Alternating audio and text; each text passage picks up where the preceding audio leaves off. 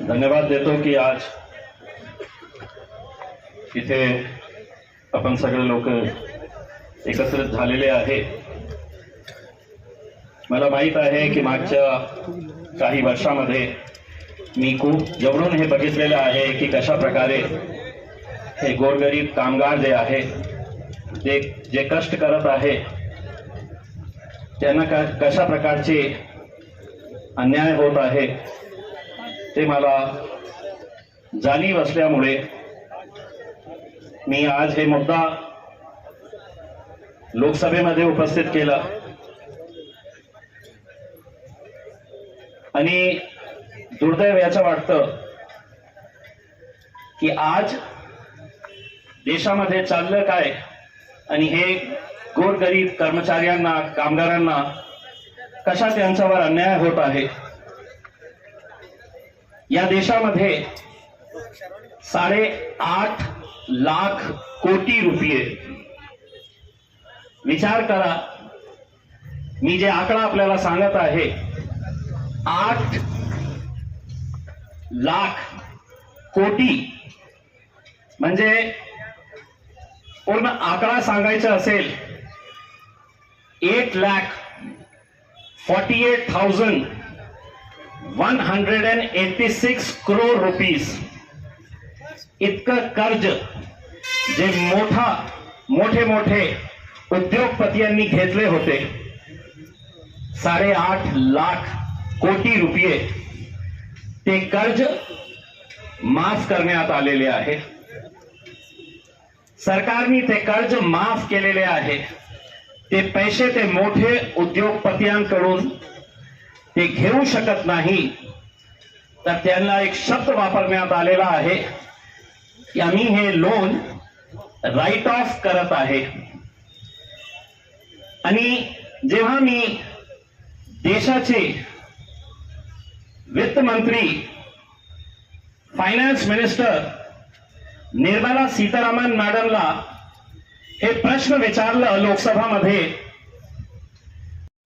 कर्ज तुम्ही माफ केलेले आहे, तर आपल्याला आश्चर्य वाटेल की लिखित मध्ये वित्त मंत्रीने उत्तर दिले लोकसभामध्ये की reserve bank of India RBI ने सरकारला सांगितलेलं आहे की आम्ही तुम्हाला हे जानकारी देऊ शकत नाही।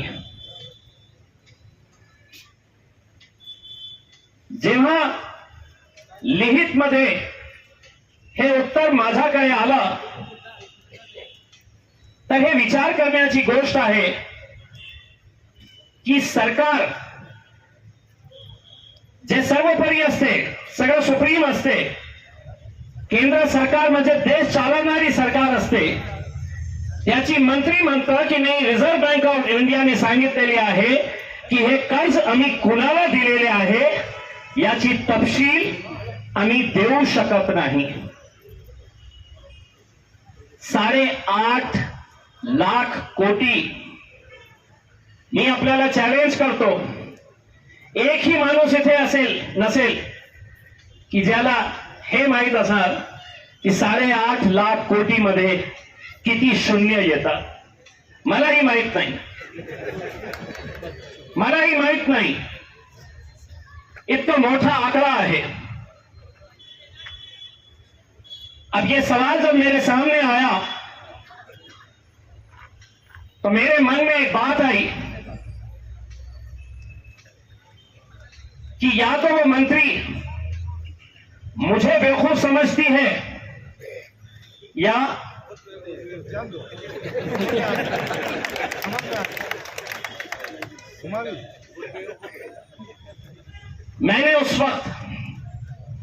मैंने अपने भाषण के अंदर यह कहा कि अगर मैं या तुम में से कोई भी एक 10 लाख रुपए का कर्ज लेता है और उसकी परतफेर 2 महीने के लिए नहीं होती है, तो बैंक वाले बड़े बड़े दानगे लोग बाउंसर्स को भेज के तुम्हारी मोटरसाइकिल उठाओ, घर में आकर जबरदस्ती करके लोन का पैसा लो, दमदाटी करो, लाख रुपए का लोन, और ये 8,50,000 करोड़ रुपए का लोन माफ कर देते हैं सरकार, और कहते हैं कि हमें नहीं मालूम कि हमने ये पैसा किसको दिया है। ऐसे हालात के अंदर जिस दिन ये जवाब मुझे मिला तो मेरी आंखों के सामने मेरी ये बुजुर्ग मां जो यहां पर मैंने अभी बुलाया हूं, या काको ही माझी आई सुलोचना गडप्पा नाव आहे तिचा, सुलोचना गडप्पा। लाज वाटेल आपल्या सगळ्यांना। एकटी राहतीये, ती माझ्याकडे आली होती, अनेक वर्ष काम केलेली। किती वर्ष काम केले? 20 वर्ष। 20 वर्ष काम केली, पेन्शन मिळतं त्याला, पेन्शन मिळतं। किती पेन्शन? मी लोकसभेमध्ये सांगितलं, तिचे नाव घेऊन माझे केंद्रीय मंत्री औरंगाबादचे डॉक्टर भागवत कराड साहेब बसले होते। मी डॉक्टर साहेबांना उद्देशून सांगितलं, लिहा, नाव देतो मी तुम्हाला, लिहा नाव, सुलोचना गडप्पा। ही औरंगाबाद मध्ये राहणारी एक म्हातारी बाई, 20 वर्ष काम करून तिला पगार मिळते। किती पगार मिळते? मी पार्लमेंट मध्ये, लोकसभा मध्ये चुकीची माहिती दिली, खोटं बोललो मी, उद्देशून खोटं बोललो। मी म्हटलं की हे सुलोचना गडप्पाला सरकार 250 रुपये महिना देतं, आणि मी मंत्र्यांना सांगितलं की तुम्ही जा, त्याच्या घराकडे जा आणि विचारा की 250 रुपये महिन्यामध्ये ती कशा जीवन जगत असेल। मैंने झूठ बोला, लोकसभा में झूठ नहीं बोल सकते, लेकिन मैंने जानबूझकर झूठ बोला और मंत्री जी को कहा कि जाओ इसके घर पे और पता करो कि ये 250 रुपये में कैसा जीवन जगती है। मुझे मालूम है कि वो उसके घर पे कभी जाएंगे नहीं, और अगर जाएंगे तो उन्हें पता चलेगा कि इम्तियाज जलील ने लोकसभा के अंदर झूठ बोला था। सच्चाई ये है कि ये सरकार इसे 250 रुपये नहीं बल्कि महीना 500 रुपये देती है। मैंने सोचा कि करार साहब तुम आएंगे पार्लियामेंट के अंदर और बोलेंगे कि ये खासदार के ऊपर एक्शन लो, इसने झूठ बोला, हम 250 नहीं 500 रुपये देते हैं।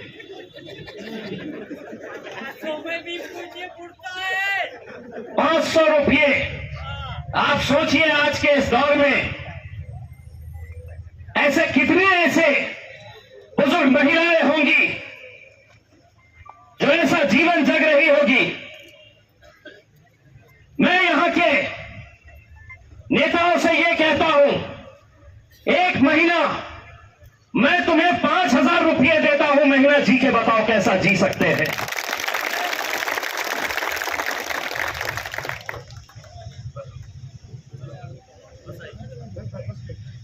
दोस्तों, उस दिन जिस दिन मुझे यह बताया गया कि हमें पता नहीं कि 8.5 लाख करोड़ रुपए किसको दिया गया, मुझे इस बुजुर्ग महिला की तस्वीर मेरी आंखों के सामने आई, और उसी दिन मैंने तय किया कि अब ये लड़ाई मैं लेकर जाऊंगा सड़क के ऊपर।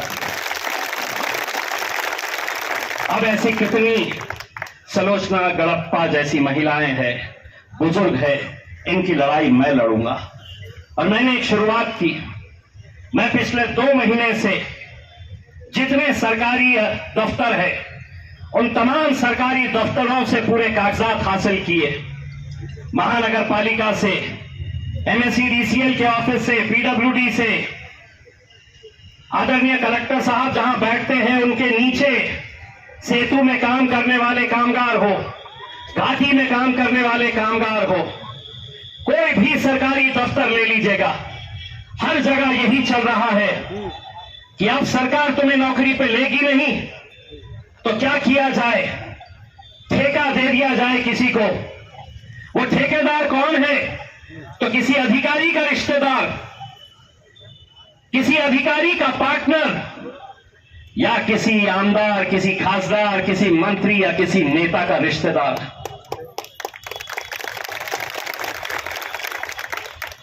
महानगर पालिका में मैंने जब पूरी जानकारी हासिल की, मुझे यकीन नहीं हुआ कि हम इस लोकतंत्र के अंदर जी रहे हैं या यहां पर हुक्मशाही चल रही है। इस देश के अंदर डिक्टेटरशिप है, हुक्मशाही है, या हम लोकशाही के अंदर जी रहे हैं। कितने कामगार हैं जो 8-8, 10-10 साल से काम कर रहे, पगार कितनी? तो 8,000, 8,500, 9,000। महानगर पालिका दे रही है ठेकेदार को कितने? पूरे आंकड़े निकाला। प्रोविडेंट फंड पीएफ कमिश्नर के साथ बैठा, 3-3 मरतबा उनके साथ मीटिंग लिया और मैंने उनसे कहा कि अगर कायदा है, कानून है, तो तुमने म्युनिसिपल कमिश्नर के खिलाफ एफआईआर क्यों नहीं रजिस्टर की? अगर कायदा है, कानून है, तो जो ठेकेदार ये गरीब लोगों का, ये मजदूरों का, ये कामगारों का पैसा लूट कर खा रहा है, उसके खिलाफ एफआईआर क्यों नहीं रजिस्टर किया गया? लेबर कमिश्नर, कामगार आयुक्त, उनके साथ मीटिंग किया और मैंने उनको यह बताया कि ये जो दफ्तर है कामगार आयुक्त का, किसी ठेकेदार को बचाने के लिए नहीं है, किसी अधिकारी को बचाने के लिए नहीं है। ये दफ्तर, ये ऑफिस इसीलिए खोला गया है कि तुम कामगारों के लिए लड़ो करके, तुम कामगारों के हित की बात करो।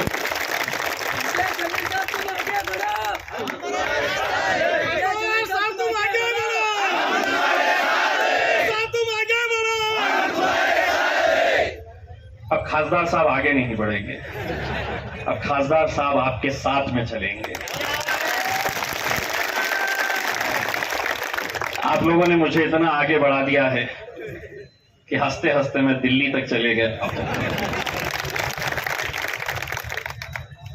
मैं आज सिर्फ आप लोगों से इतना कहना चाहता हूं कि बहुत सारे लोगों ने यह सोचा होगा कि ये खासदार एक राजनीतिक पक्ष से आता है, हम इसके पास जाना, ये हमारे मुद्दे उठाएगा क्या?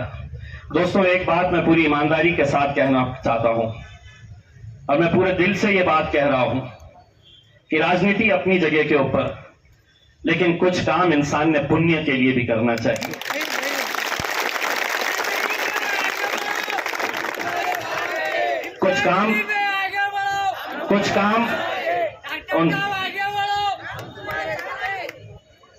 कुछ काम उन लोगों के लिए भी करना चाहिए जिनकी आवाज नहीं है, जिन्हें सिर्फ दबाया जा रहा है, कुचला जा रहा है। हर रोज जो ऐसी जिंदगी जी रहा है, मेहनत कर रहा है ये, लेकिन मजे कौन कर रहा है? तो वो ठेकेदार कर रहा है, वो अधिकारी कर रहा है। मुझे मालूम है कि कितने सारे ऐसे कर्मचारी जब मेरे पास ऑफिस के अंदर आते हैं तो कुछ कहते हैं कि साहब एक फोटो आपके साथ लेना है। 2-4 जो डरे हुए होते हैं वो कहते हैं कि नहीं साहब, अगर मेरी तस्वीर आ गई तो शायद वो मुझे नौकरी से निकाल देगा। आज भी यहां पर आने से पहले कई लोगों ने यह सोचा होगा कि अगर मैं चले गया तो हो सकता है कल ठेकेदार मुझसे कहेगा कि कल से तुझे नौकरी आने की जरूरत नहीं है। ये दादागिरी जिस तरह से चल रही है, इतना आप समझ लो, अगर तुम्हारी ताकत, अगर तुम एक साथ मिलकर एक आवाज के अंदर अगर आवाज लगाएंगे, एक ताकत बनकर खड़े रहेंगे, और कल अगर तुम्हारा ठेकेदार तुमसे कहेगा कि कल से तुझे आने की जरूरत नहीं, तो उसको जवाब देना, मैं यहां से तेरे बाप के पास जाने वाला हूं, जवाब उससे लेना। लड़ाई तुम्हें लड़नी है, ये लड़ाई तुम्हें लड़नी है, और अगर तुम आगे नहीं आएंगे तो शायद कल ये विभागीय आयुक्त मुझसे ये सवाल करेगा कि कामगारों को कुछ लेना देना नहीं है, अगर कामगारों को ही तकलीफ नहीं है तो तुम क्यों मेरे साथ कोई आए ना आए, मेरे साथ कोई कंधे से कंधा लगाकर खड़े रहे ना रहे, लेकिन मैं अपनी एक बुजुर्ग मां के लिए लड़ते रहूंगा, आखिरी दम तक लड़ते रहूंगा। मैं कितने पैसे, आज क्या वजह है, महानगर पालिका नियम क्या कहता है? चलिए बैठिए, बुलाइए आयुक्त को, जिलाधिकारी को, विभागीय आयुक्त को, पीडब्ल्यूडी के, एमएससीडीसीएल के चीफ इंजीनियर को, घाटी के डीन को बुलाइए, नियम क्या कहता है। मैं पूरे कागजात के साथ आया हूं, पढ़ा लिखा हूं, कोई ये ना समझ लेना कि 20 साल का अंगूठा चल रहा है करके। अब अंगूठे नहीं चलते, अब अंगूठे नहीं चलते हैं, कागजात के साथ बात होगी। तुम अगर आईएएस ऑफिसर है तो मैं भी कुछ कम पढ़ा लिखा नहीं हूं उसके अंदर। जिस दिन कहेंगे, जिस प्लेटफॉर्म पे कहेंगे, पूरे कागजात के साथ बात होगी। साहब तुम आगे बढ़ो, खासदार साहब तुम आगे बढ़ो। बहुत ज्यादा आगे मत लेके जाइए, ऐसा ना हो जाए कि मैं आगे निकल जाऊं और पीछे पलट कर देखाऊं तो पीछे से पूरे गायब नजर आ जाए। इसीलिए सब साथ में रहेंगे तो लड़ाई में भी मजा आएगा। ये सुनिए, 22 फरवरी 2019 का महाराष्ट्र शासन उद्योग, ऊर्जा व कामगार विभाग का ये परिपत्रक है। ये कानून महाराष्ट्र सरकार ने बनाया है। शासकीय कार्यालयामध्ये कंत्राटदारामार्फत पुरविलेल्या मनुष्य बळापोटी यांनी कंत्राटी कर्मचारी कंत्राटदारास अदा करावयाच्या देयकाची कार्यपद्धती विहित करण्याबाबत 22 फरवरी 2019 को महाराष्ट्र सरकार ने सभी सरकारी अधिकारियों को, सभी सरकारी, निम सरकारी डिपार्टमेंट्स को ये जीआर भेजा। और उसमें क्या लिखा हुआ है आपको गौर करके सुनना जरूरी है, क्योंकि हम जो लड़ाई लड़ रहे हैं, हम अपने मर्जी से नहीं कह रहे हैं कि साहब इनकी पगार बढ़ा दो, हम मर्जी से नहीं कह रहे हैं कि साहब इनका ये काट दो, इनका वो काट दो। नियम क्या कहता है और नियम का दिन दहाड़े उल्लंघन कैसा हो रहा है, ये हम समझाने के लिए आए हैं। शासन परिपत्रक ज्या शासकीय विभागात या विभागांतर्गत कार्यालयात कंत्राटदारामार्फत कंत्राटी कर्मचारी घेण्यात आले आहेत, अशा सर्व कंत्राटी कर्मचाऱ्यांना त्यांनी केलेल्या कामाच्या दिवसानुसार महिन्यासाठी कंत्राटदाराने संबंधित कर्मचाऱ्याचे करारानुसार वेतन व भत्ते खालील तपशिलाप्रमाणे अनुयोग्यतेनुसार बँक खात्यामध्ये जमा करावेत। सर्व कंत्राटी कर्मचाऱ्यांच्या वेतनातून खालील नमूद वैधानिक देणी किंवा वजावटी कापून घेऊन त्या संबंधी कंत्राटी कर्मचाऱ्यांच्या वैधानिक देणी जमा करण्याच्या खात्यामध्ये जमा कराव्यात। अब क्या क्या जमा करना है आपका, ये सरकार का नियम क्या कहता है और आपको मिल क्या रहा है, ये जीआर।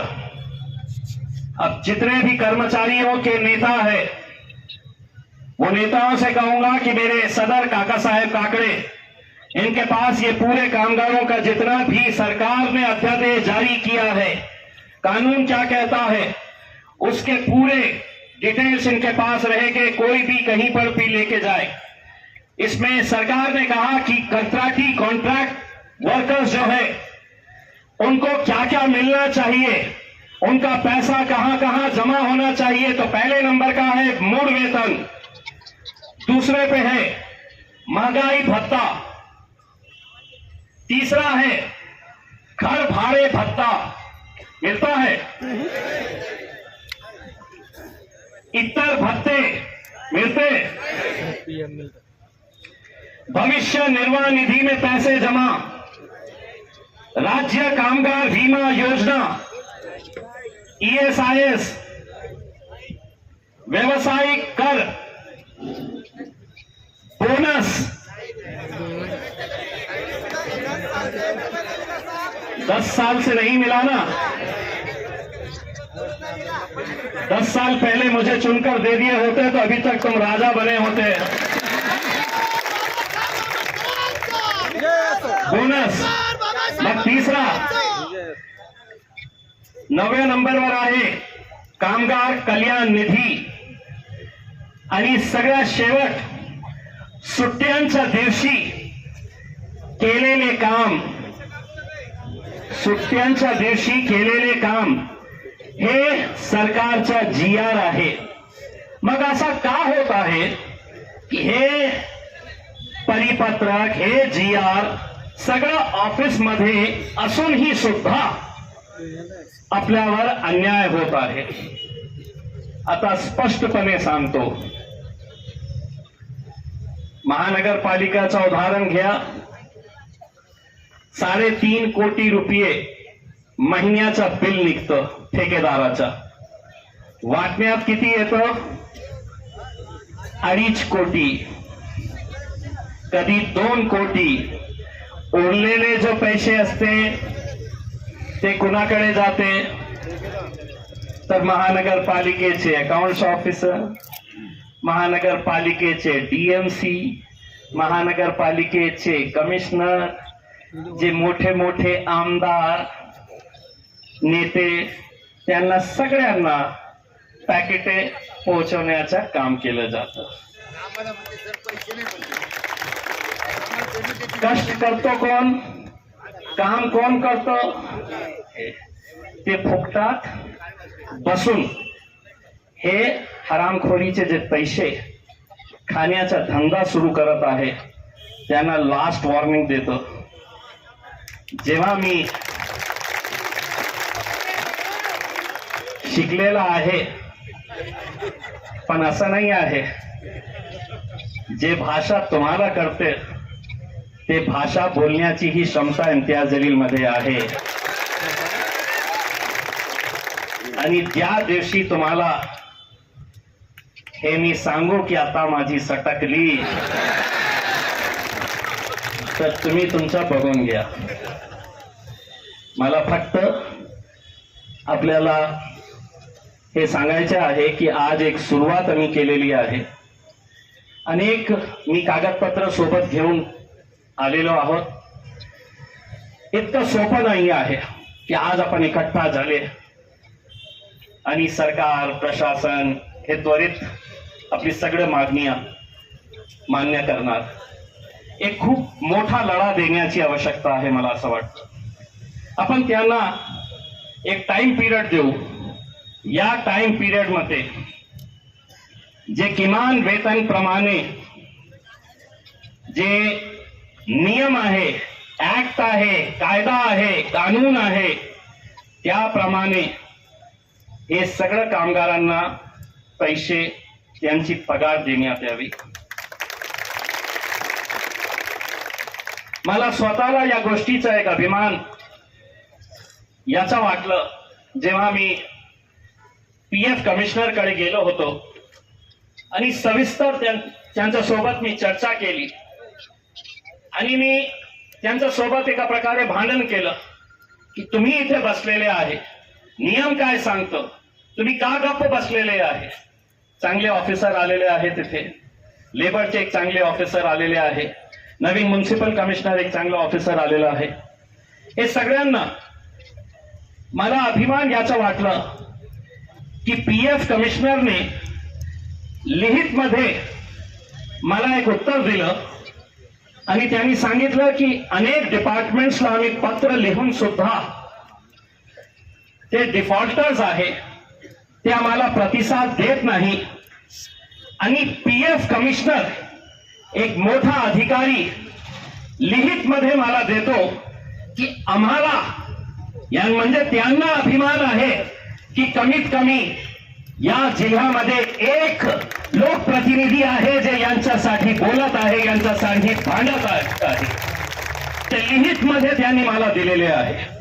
माझ्यासाठी खूप अभिमानाची गोष्ट आहे। आणि मी जोपर्यंत आपल्या सगळे मागण्या जे आहे ते मान्य होत नाही, आपण आपली लढा सुरू ठेवायचा आहे. आता मी याच्या नंतर अखिल भाई कितनी पगार मिळती है? हे जे महानगरपालिकामध्ये किती वर्ष झालेलं आहे मी त्याला काम, त्याला मी गार्डन मध्ये, आता त्याच्या वडिलाला मी शब्द दिलं होतं की याचं लग्न करण्याची जबाबदारी मी घेणार आहे. आता त्याच्यासाठी मी काही मुली पण शोधलं आणि त्याचे वडील माझ्याकडे यायचं आणि सांगायचं इसका परमानेंट कब होने वाला, 8,000 के अंदर ये भी और इसकी बीवी भी कैसे जिंदगी गुजारेगी. मी त्यांना सांगितलं 1 वर्ष आहे माझ्या हातात खासदारकीचा, या 1 वर्षामध्ये तुझा लग्नही करणार आणि तुझा हिशोबी बरोबर करणार आहे महानगरपालिकेत. आता आम्ही जे विविध मागण्या हे आज विभागीय आयुक्त साहेबांना आपण देणार आहे, ते काय मागणी आहे, आपण सगळ्यांनी हात उचलून एक एक मागण्याच्या नंतर कामगार एकजुटीचा विजय असो हे सांगितल्यावर मला एक असा भान पडेल की आपल्याला सगळ्यांना हे जे मागणी आपण करत आहे का, पहिली मागणी कामगार कायदा, शासन निर्णय, परिपत्रके आणि आदेशात नमूद केलेल्या अटी शर्ती व नियमांचे तंतोतंत अंमलबजावणी करण्याचे आदेश जिल्ह्यातील सर्वच शासकीय निमशासकीय कार्यालयांना निर्गमित करावे. मान्य आहे?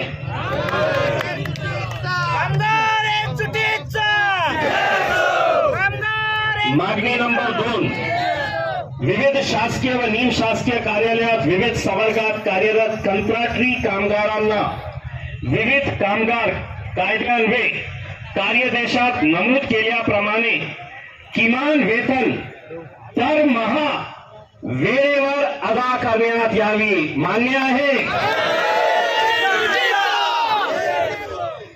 मागणी क्रमांक 3, विविध संवर्गात कार्यरत कंत्राटी कामगारांना कामगार कायद्यान्वये ठरवून दिलेल्या किमान वेतनानुसारच भविष्य निर्वाह निधीची रक्कम विहित मुदतीत संबंधित विभागात अदा करण्यात यावे. मान्य. मागणी नंबर 4, कर्मचारी राज्य विमा विभागात नोंदणी करून कंत्राटी कामगार व त्यांच्या कुटुंबियांना विविध आरोग्य योजनांचा लाभ देण्यात यावं. मागणी आहे कामगार कायद्यान्वये विशेष महागाई भत्ता, घर भाडे भत्ता, इतर भत्ते, बोनस व इतर सर्व प्रकारच्या सोयी सुविधा वेळेवर उपलब्ध करून देण्यात यावे. मान्य आहे? तांत्रिक जोखमीचे आणि आपत्कालीन परिस्थितीत काम करणारे कंत्राटी कामगारांचे अपघाती विमा काढून वेळेवर हप्ता भरण्यात यावा. जिल्ह्यातील सर्वच शासकीय व निमशासकीय कार्यालयात मनुष्यबळ पुरवठा करणाऱ्या कंत्राटदाराला एजन्सीला कार्यादेश देण्यापूर्वी यापूर्वी त्यांनी केलेल्या कामाची चौकशी करून कोणत्याही प्रकारची तक्रार नसल्याची खात्री करण्यात यावी.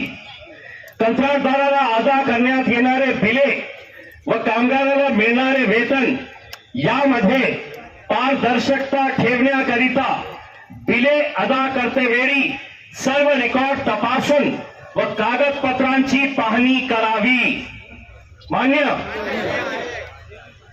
मुद्दा क्रमांक 8, जिल्ह्यातील सर्वच शासकीय व निमशासकीय कार्यालय, खाजगी कंपन्या व स्थापनेत सध्या स्थितीत कार्यरत कंत्राटी कामगारांच्या समस्या व अडीअडचणी जाणून घेण्यासाठी आपल्या स्तरावर दर 3 महिन्याला विविध कार्यरत कंत्राटी कामगारांची बैठक घेण्यात यावी.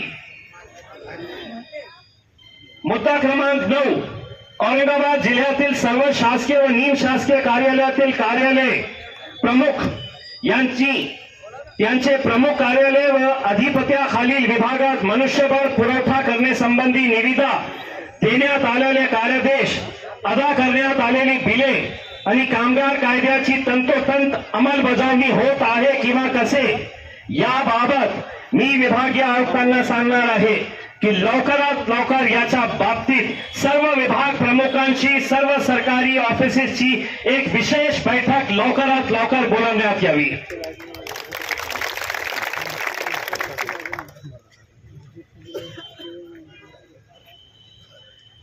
आणि अखेरचा मुद्दा, औरंगाबाद जिल्ह्यातील शासकीय व निमशासकीय कार्यालयात कार्यरत कंत्राटी कामगारांची आर्थिक पिळवणूक, अत्याचार, विविध योजना व लाभापासून वंचित ठेवणारे कंत्राटदार, तसेच शासन निर्णय, परिपत्रक व आदेशाची जाणून बुजून अंमलबजावणी न करणाऱ्या संबंधित विभागातील अधिकारी व कर्मचारी यांची माननीय उच्च न्यायालयाच्या निवृत्त न्यायमूर्ती यांच्या अध्यक्षतेखाली समिती गठीत करून उच्च स्तरीय चौकशी लावण्यात यावी. हे मुद्दे आहेत आम्ही ज्याच्या बाबतीत चर्चा करणार आहे. विभागीय आयुक्त साहेबांना सांगणार आहे की सगळे लेबर डिपार्टमेंटचे जे अधिकारी आहे, पीएफ ऑफिसर्स आहे, जे मोठे मोठे अधिकारी बसलेले आहे खुर्च्यांवर, त्या सगळ्यांची एक लवकरात लवकर मीटिंग लावून हे आपले जे मुद्दे आहे ते मुद्दे कसा मांडता येईल याच्या बाबतीत खूप गांभीर्याने विचार करावा. नाहीतर मी सरकारला स्पष्टपणे एक आज वॉर्निंग देऊ इच्छितो की हे तुम्ही याच्या बाबतीत काही केलं नाही तर तुम्ही हे समझा ये तो सिर्फ झांकी है, अभी पूरी पिक्चर आना बाकी है.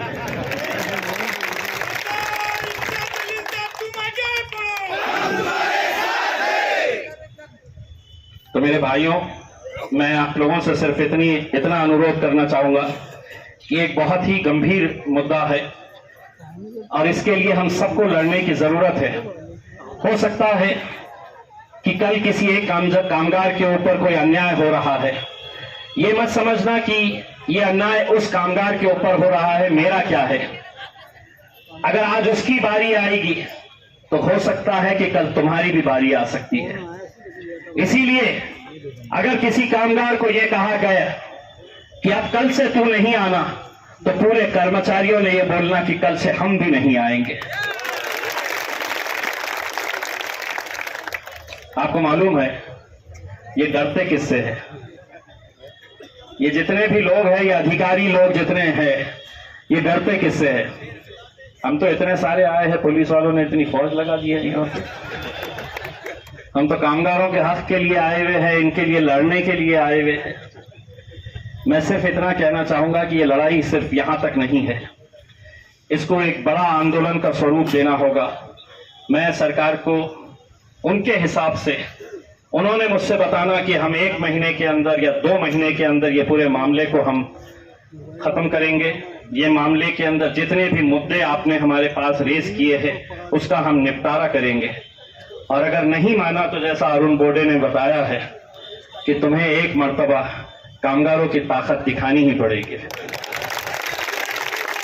क्योंकि कामगार जब सड़क के ऊपर आएगा तो उसकी ताकत क्या होती है यकीनन ये शायद सरकार भी नहीं जानती है, प्रशासन भी नहीं जानता है. इसीलिए जिसको जैसा चल रहा है वैसा चला रहे हैं, जिसकी जैसी मनमानी चल रही है वैसा हो रहा है उसमें. लेकिन अब तुम्हारे साथ तुम्हारा भाई, तुम्हारा बेटा, तुम्हारा दोस्त यहाँ पर साथ में खड़ा हुआ है. पूरी ताकत के साथ लड़ेंगे, पूरी कांधे से कांधा लगाकर तुम्हारे लिए मैं खड़े रहूंगा. लेकिन शर्त सिर्फ इतनी है कि ये लड़ाई के लिए नेतृत्व तुम लोगों को करना है. मैं तुम्हें ताकत दूंगा, मैं तुम्हारा साथ दूंगा, मैं तुम्हारे साथ रहूंगा. बस इतना है कि पीछे हटो मत, वरना जिंदगी भर इस बात के लिए पछताएंगे. कल मेरे पास कुछ लोग आए और उन्होंने कहा कि हमें 8,500 रुपये मिलते हैं। किसी ने कहा कि मैं 8 साल से काम कर रहा हूं, किसी ने कहा कि मैं 10 साल से काम कर रहा हूं। मैंने उनसे कहा कि तुम जब रिटायर होगे तो शायद उस वक्त भी तुम्हारी पगार 8,500 रुपये ही रहेगी, और तब शायद तुम्हारे बच्चे तुमसे पूछेंगे कि पिताजी, जब तुम्हें लड़ने का मौका मिला था तो तुम पीछे क्यों हट गए थे? तुम अगर लड़े होते तो शायद आज मैं अच्छी जिंदगी जी सका होता उसमें। इसलिए हम सबको मिलकर लड़ने की जरूरत है। यहाँ पर जितने भी कामगार संगठन के नेता आए हुए हैं, मैं सब उन लोगों से अनुरोध करूंगा, एक एक नेता, एक एक जो प्रतिनिधित्व जिसका कर रहा है, वो सभी लोग मेरे साथ डिविजनल कमिश्नर ऑफिस के अंदर चले। आपके जो जो मुद्दे हैं हम वहां पर उठाएंगे और ये लड़ाई को हम एक आखिरी लेवल तक ले जाने की पूरी कोशिश करेंगे। जाते जाते मैं सिर्फ काका साहब काकड़े आसाद भाई से ये अनुरोध करूंगा कि कामगार शक्ति के लिए जोरदार नारे लगाए, और बहुत बहुत धन्यवाद। बैठो बैठो बैठो